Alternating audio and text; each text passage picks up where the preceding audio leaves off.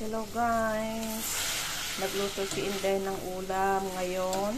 So ginisang repolyo na may beef. So ayan, napakasimpleng ulam. Ito guys ang aking food for lunch. Ayan. So tinamad guys si Inday magluto.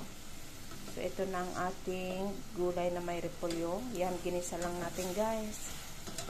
And then meron tayo dito rice. So, ayan. Napakasimple lang ating pananghalian. Ayan. Talo-talo na ito guys, diba? So, yun lang guys ang aking napakaikling video. Maraming salamat guys sa panunood.